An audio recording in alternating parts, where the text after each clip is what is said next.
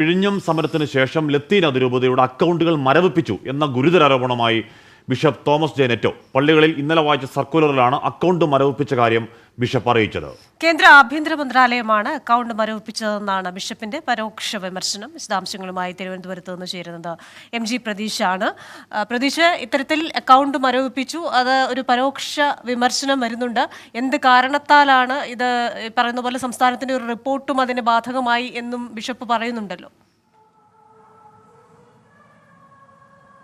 Hashmi, Christina, തിരഞ്ഞെടുപ്പിന് തൊട്ടുമുമ്പുള്ള അവസാന ഞായറാഴ്ച പള്ളികളിൽ വായിച്ച ഇടയലേഖനത്തിലാണ് ഇത്തരത്തിൽ ഗുരുതരമായ പരാമർശങ്ങളുള്ളത്. ലത്തീൻ അതിരൂപതയിലെ പള്ളികളിലാണ് ഇന്നലെ ഇടയലേഖനം വായിച്ചത്. ഇതിൽ ചില പരാമർശങ്ങൾ പറയുന്നുണ്ട്. ഇത് വിഴിഞ്ഞം സമരത്തിന് ശേഷം ലത്തീൻ അതിരൂപതയുടെ അക്കൗണ്ടുകൾ മരവിപ്പിച്ചു എന്നതാണ് പ്രധാനപ്പെട്ട ആരോപണം. തോമസ് ജെ നെറ്റോയുടെ ഇടയലേഖനമാണ് പള്ളികളിൽ വായിച്ചത്. ഇതിൽ വിഴിഞ്ഞം സമരത്തിന് പിന്നാലെയാണ് ലത്തീൻ അതിരൂപതയ്ക്കെതിരെ ഇത്തരം നടപടികൾ ഉണ്ടാകുന്നതെന്ന ഈ കുറ്റപ്പെടുത്തൽ ഉണ്ട്. പ്രധാനമായും വിദേശത്ത് നിന്ന് ഫണ്ട് സ്വീകരിക്കുന്ന FRCA അക്കൗണ്ടുകൾ അടക്കം മരവിപ്പിച്ചു എന്നതാണ് പ്രധാനമായും ആരോപണമായി പറയുന്നത്. ഈ സംസ്ഥാന സർക്കാരിന്റെ റിപ്പോർട്ട് ഈ വിഴിഞ്ഞം സമരവുമായി ബന്ധപ്പെട്ട് നൽകിയിരുന്നു. ഈ റിപ്പോർട്ടടക്കം ഇതിന് കാരണമായെന്ന പരോക്ഷ വിമർശനം കൂടി ബിഷപ്പ് പങ്കുവയ്ക്കുന്നുണ്ട്. ഈ വൈദികരുടെ പഠനത്തിനും ഒപ്പം വിരമിച്ച വൈദികരുടെ മറ്റ് ചെലവുകൾക്കുമായി ഫണ്ട് ആവശ്യമുണ്ട്. പക്ഷേ ഇത്തരത്തിൽ ഫണ്ട് സമാഹരിക്കാൻ കഴിയാത്ത ഒരു സാഹചര്യം ഇപ്പോൾ അതിരൂപതയിൽ നിലനിൽക്കുന്നുണ്ട് എന്നതാണ് പ്രധാനപ്പെട്ട വിശദീകരണം. അതുകൊണ്ട് തന്നെ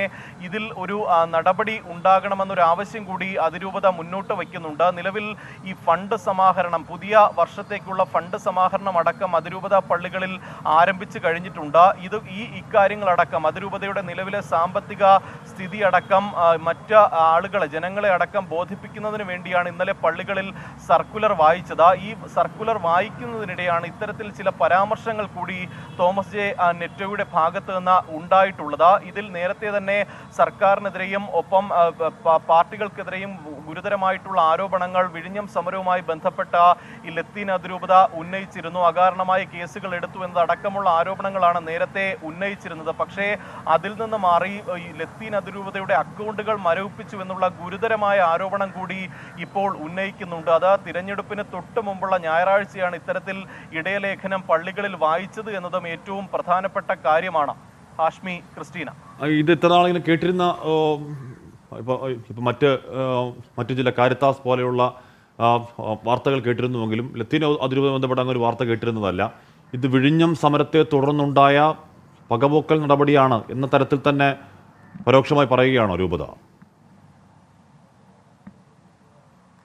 ഹാഷ്മി, ഇതിൽ എടുത്തു പറയുന്ന കാര്യം അതുതന്നെയാണ്. കാരണം വിഴിഞ്ഞം സമരത്തിന് ശേഷമാണ് ഇത്തരത്തിലൊരു നടപടികൾ ലത്തീൻ അതിരൂപയുടെ നേർക്ക് ഉണ്ടായതെന്നാണ് കുറ്റപ്പെടുത്തൽ. കാരണം ഈ നിലവിൽ ഈ മുന്നോട്ട് പോകാൻ, സാമ്പത്തികമായി മുന്നോട്ട് പോകാൻ അടക്കം ഒരു പ്രയാസം നേരിടുന്ന ഒരു സാഹചര്യമുണ്ട് എന്നും ലത്തീൻ അതിരൂപത ചൂണ്ടിക്കാണിക്കുന്നുണ്ട്. കാരണം വൈദികരുടെ പഠനം, ഒപ്പം മറ്റ് വിരമിച്ച വൈദികരുടെ മറ്റ് പരിചരണം അടക്കമുള്ള ചെലവുകൾക്ക് വർഷാവർഷം വലിയ തുക ആവശ്യമാണ്. പക്ഷേ ഇത്തരത്തിൽ ഈ ചിലവുകളടക്കം മുന്നോട്ട് കൊണ്ടുപോകാൻ കഴിയാത്ത ഒരു സാഹചര്യമുണ്ട്. ഇത് പ്രധാനമായും ഫണ്ടുകളടക്കം സ്വീകരിക്കുന്നതിൽ നേരിട്ട തടസ്സമാണ്. ഇതിന് കാരണം ഈ അക്കൗണ്ടുകൾ മരവിപ്പിച്ച നടപടിയാണ്. വിദേശത്ത് നിന്നടക്കം ഫണ്ടുകൾ ഇപ്പോൾ സ്വീകരിക്കാൻ സാധിക്കുന്നില്ല. അതുകൊണ്ട് തന്നെ ജനങ്ങളുടെ അടക്കം ഒരു സഹായം ലത്തീൻ അതിരൂപത നിലവിൽ തേടുന്നുണ്ട്. അങ്ങനെയാണ് ഒരു ഫണ്ട് സ്വരൂപിക്കാനുള്ള ഫണ്ട് സമാഹരണത്തിലേക്ക് അടക്കം ലത്തീൻ അതിരൂപത കടന്നിരിക്കുന്നത്. ഇതിൻ്റെ കൂടി ഭാഗമായാണ് തങ്ങൾക്ക് നേരിട്ട ഒരു നടപടി കൂടി ഇപ്പോൾ ലത്തീൻ അതിരൂപത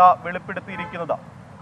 ഈ തെരഞ്ഞെടുപ്പിന് 3 നാൾ മാത്രമാണ് ബാക്കി. ആ സമയത്തുണ്ടാകുന്ന സർക്കുലറൊക്കെ ഇലക്ഷൻ ഇമ്പാക്ട് എന്താകും പ്രതീഷ്? തീർച്ചയായും തിരുവനന്തപുരം മണ്ഡലത്തെ സംബന്ധിച്ച് ലത്തീൻ അതിരൂപതയുടെ നിലപാട് വളരെ പ്രധാനപ്പെട്ടതാണ് ഹാഷ്മി. കാരണം നേരത്തെ തന്നെ ഈ തിരഞ്ഞെടുപ്പിൽ തങ്ങളുടെ നിലപാട് അറിയിക്കുന്നതിന് വേണ്ടി വലിയ ചർച്ചകളടക്കം ലത്തീൻ അതിരൂപതയുടെ ഭാഗത്ത് നിന്ന് ഉണ്ടായിട്ടുണ്ട്. സ്ഥാനാർത്ഥികൾക്കൊപ്പം അടക്കം ചർച്ച നടത്തിയിരുന്നു. അന്ന് കൃത്യമായി മത്സ്യത്തൊഴിലാളികൾക്കും ഒപ്പം മത്സ്യത്തൊഴിലാളി മേഖലയ്ക്കും അനുകൂലമായ നിലപാട് സ്വീകരിക്കുന്നവർക്ക് മാത്രമായിരിക്കും, അല്ലെങ്കിൽ അവരോടൊപ്പം മാത്രമായിരിക്കും തങ്ങൾ നിൽക്കുക എന്നുള്ളൊരു നിലപാട് സ്വീകരിച്ചിട്ടുണ്ട്. ഒപ്പം ഒരു സമദൂര നിലപാടിലേക്ക് ലത്തീൻ അതിരൂപത പോകുന്നു എന്നതാണ് ഈ ഘട്ടത്തിൽ മനസ്സിലാക്കാൻ കഴിയുന്ന കാര്യം. ഇതിനിടെയാണ് ഇപ്പോൾ ഇത്തരത്തിലൊരു ആരോപണം കൂടി ലത്തീൻ അതിരൂപതയുടെ ഭാഗത്ത് നിന്ന് ഉണ്ടായിരിക്കുന്നത്. അതും പള്ളികളിൽ വായിച്ച സർക്കുലറിൽ തന്നെ ഇത്തരത്തിലൊരു ആരോപണം മുന്നോട്ട് വയ്ക്കുന്നുണ്ട്. അത് തിരഞ്ഞെടുപ്പിൽ സ്വാധീനിക്കുമെന്ന കാര്യത്തിൽ, തിരഞ്ഞെടുപ്പിൽ ഇത്തരമുള്ള ആരോപണങ്ങൾ സ്വാധീനിക്കുമെന്ന കാര്യത്തിൽ യാതൊരു തർക്കവുമില്ല. അതിൽ ഇനി എന്ത് നിലപാട് അല്ലെങ്കിൽ എന്ത് തുടർ നടപടി ഉണ്ടാകുന്നു എന്നതാണ് എല്ലാവരും ഉറ്റുനോക്കുന്നത്. ഹാഷ്മി, MG പ്രതീക്ഷയാണ് ആ വാർത്തയുടെ വിവരങ്ങൾ നൽകിയത്. വിഴിഞ്ഞം സമരത്തിന്റെ തുടർച്ചയിൽ അവരുടെ പ്രധാനപ്പെട്ട അക്കൗണ്ടുകൾ മരവിപ്പിച്ചു. അവർക്ക് കാര്യങ്ങൾ ചെയ്യാൻ പണമില്ല എന്ന് പറയുകയാണ് വിഴിഞ്ഞം രൂപത.